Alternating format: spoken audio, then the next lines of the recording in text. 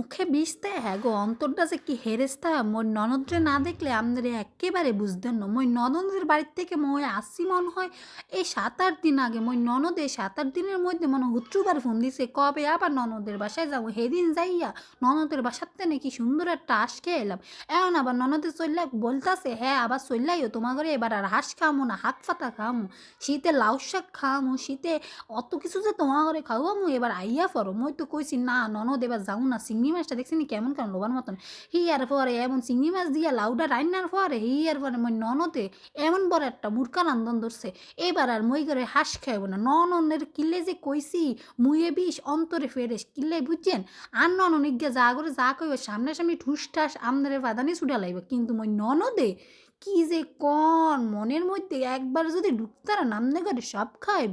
High high এত বড় শুনাম মই ননদের লাগে করুম না, ননদে আবার হুইনলে পরে ফার্মফুটটি বাড়াইয়া যাব। পরে আর মই করে দাওয়ারটাও আর দিত না। এই শীতের মধ্যে অলরেডি ২-৩ বার খাইয়া লাইছি মই ননদের বাসায়। এই যে গোস্তটারে টকর টকর করে লাইরে টাইটা এর মই করে কইতেছে তোমরা এবার লইয়া থুইয়া খাও। আয় হায় কত সুন্দর কইরা মাংসটা রান্না লাইছে দেখছেন নি কালারটা কি ডকরছে মোর ননদের। আয় হাগো রান্না লাইছে কি